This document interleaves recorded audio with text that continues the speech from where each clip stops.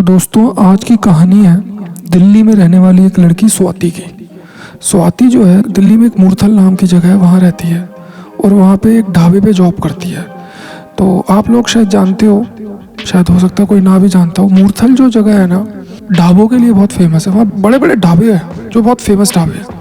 तो बहुत सारे लोग अपने वीकेंड्स पे ढाबों पे जाते हैं दिल्ली से और आसपास के एरियो से, जैसे कि सुखदेव का ढाबा और अपने धर्मेंद्र पाजी का ढाबा है वहाँ पे, धर्म गरम। सो ऐसे ही बहुत सारे ढाबे हैं, उनमें से एक ढाबे पे ये जॉब करते हैं। तो एक दिन क्या होता है, स्वाति रात को अपना ढाबे से काम निपटा के घर की तरफ जा रही होती है। सुनसान रास्ता होता है, अंधेरा एकदम, लाइट वाइट होती है, थोड़ा गाँव जैसा एरिया। तो वो सुनती है कहीं से कुछ आवाज़ आ रही होती है, तो वो ध्यान से देखती है ना, तो आवाज़ ना वहाँ पे खंडर टाइप किला होता है, वहाँ से आ रही होती है। मतलब पहले टाइम पे वो कोई महल रहा होगा, बट अब वो बिल्कुल खंडर बन चुका है, वहाँ से आवाज़ आ रही होती है। तो स्वाति थोड़ी हैरान हो जाती है और थोड़ी घबरा भी जाती है और थोड़ी एक्साइटेड हो जाती है। तो उसको थोड़ी जिज्ञासा हो जाती है कि वो देखे क्या है। तो वो खंडर की तरफ जाती है, उस किले की तरफ। तो किले के अंदर घुस जाती है। डर तो लग रहा होता है लेकिन वो घुस जाती है।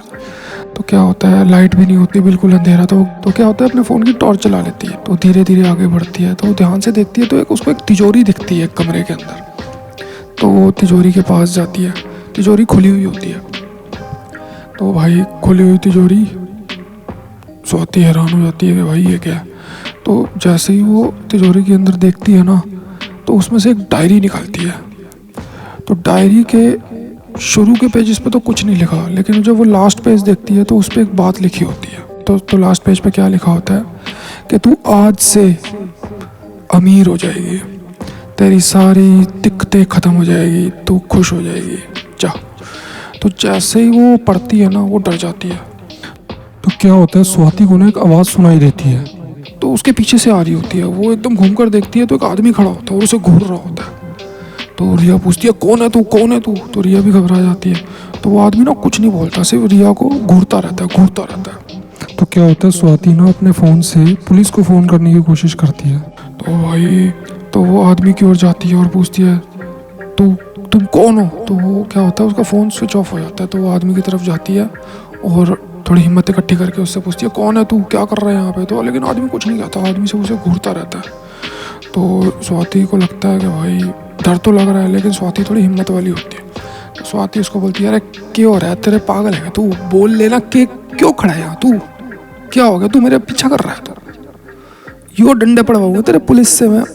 तो भाई वो कुछ नहीं कहता। तो स्वाति डर जाती है, बहुत बुरी तरह डर जाती है और वो वहाँ से भाग जाती है। तो वो भागते अंधेरे में अपने घर पहुँच जाती है। तो जैसे ही वो घर पहुँचती है ना, तो देखती है उसके घर के सारे ताले खुले होते हैं, क्योंकि स्वाति तो अकेली रहती होती है, उसके घर में तो कोई होता नहीं। वो सुबह ताला लगा के घर जाती है, लेकिन देखती है तो ताला खुला पड़ा है। वो अंदर जाती है और फटाफट अपनी कुंडी बंद करती है घर की और चुपचाप बैठ जाती है डर के मारे। वो देखती है उसके पलंग के ऊपर वही डायरी पड़ी थी। ओ भाई, वो डायरी उठाती है और फिर से आखिरी पेज देखती है, लेकिन इस बार कुछ अलग ही चीज़ लिखी होती है। जो उसने पहले पढ़ा था ना कि आज से तू अमीर हो जाएगी, उसके ऊपर कांटे लगे हुए थे, क्रॉस के साइन, और नीचे लिखा था तूने बहुत बड़ी गलती कर दी, इसका भुगतान तेरे को करना पड़ेगा, तू देख अब तेरे साथ क्या होता है। तो भाई रिया घबरा जाती है। रिया कहती है अरे डायरी यहाँ कहाँ से आ गई। तो फिर ना उसको पीछे से फिर से एक आवाज़ आती है। वो पीछे से मुड़ के देखती है, वो आदमी फिर खड़ा होता है उसके घर के अंदर। तो रिया बहुत ज़्यादा घबरा जाती है। तो रिया ना बोलती है अरे क्या हो गया अंकल, प्लीज़ मेरे को माफ़ कर दो, मैंने क्या किया है, आप कौन हो। तो रिया को वो घूरता रहता है।